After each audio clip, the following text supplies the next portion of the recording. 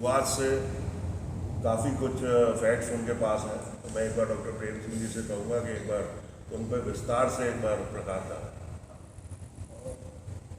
Press के सभी साथियों को, मित्रों को मेरा नमस्कार। होली की बहुत बहुत शुभकामनाएं आप सबको।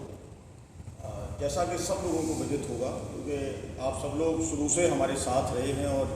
हमारी जायज़ मांगों को आपने खूब हाईलाइट किया है। आप जानते हैं कि जब राजस्थान का आरक्षण का इशू चल रहा था और ये आग सीकर से ईश्वर सिंह नेहरा ने उठाई थी, 97-98 के आसपास की बात है। और वो आंदोलन इस तरह का था कि राजस्थान से इसकी शुरुआत हुई और वो शुरुआत ऐसी थी, उस समय तत्कालीन हमारे अटल बिहारी वाजपेयी जो भाजपा के नेता होते थे, उन्होंने सीकर की जनसभा में ये आश्वासन दिया था कि अगर हमारी सरकार बनती है तो हम आपको केंद्र की सेवाओं में आरक्षण देंगे। और उस समय पर भारतीय जनता पार्टी की केंद्र में सरकार बनी और 27 सरकार रही और 10 साल कांग्रेस की सरकार में रहते हुए उन्होंने न कोई हमारा ध्यान दिया कि राज्य ने इनको दे दिया है। जिस बेस पे, केंद्र के बेस पे 31 जिलों को आरक्षण दिया गया, वही बेस हमारे लिए भी बन सकता था केंद्र में कि जब इनको अब राज्य का आरक्षण दिया जा चुका है तो केंद्र में भी हम इनको आरक्षण दे सकते हैं, दे देना चाहिए। सरकार की रिकमेंडेशन रही।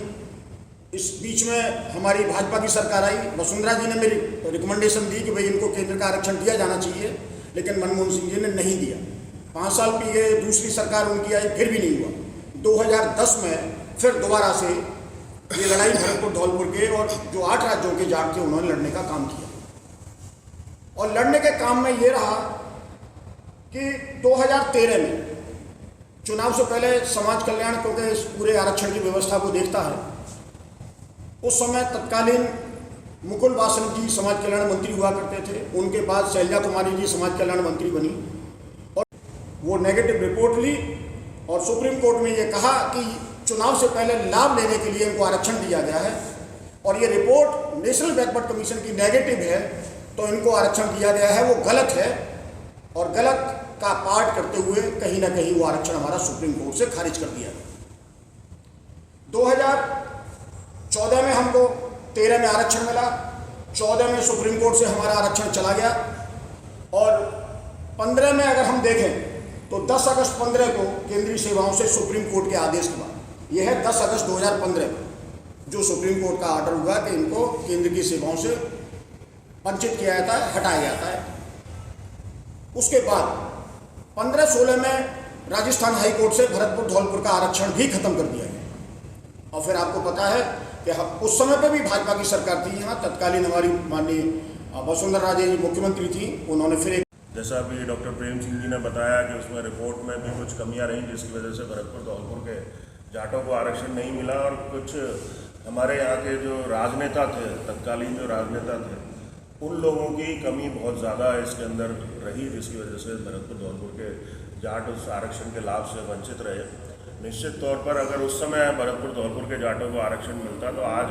हमारे जाट युवाओं की और जाट समाज की तस्वीर अलग तरह की होती। आज जो स्थिति है उसको भी मैं आपको स्पष्ट करना चाहूँगा कि 2017 में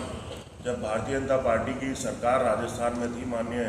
वसुंधरा जी के नेतृत्व में भारतीय जनता पार्टी की सरकार चल रही थी। मेरे पिताजी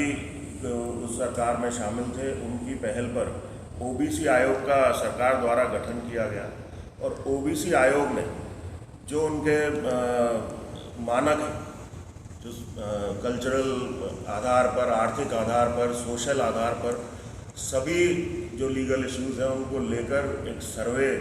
डिटेल्ड सर्वे पूरे भरतपुर और धौलपुर के जाट जाति के लोगों का किया गया और उसमें बड़े स्पष्ट रूप से उन्होंने सिफारिश की ओबीसी आयोग ने कि भरतपुर धौलपुर के जाटों को आरक्षण का लाभ मिलना चाहिए। यह बहुत ही पिछड़ा हुआ वर्ग है और उस सिफारिश की वजह से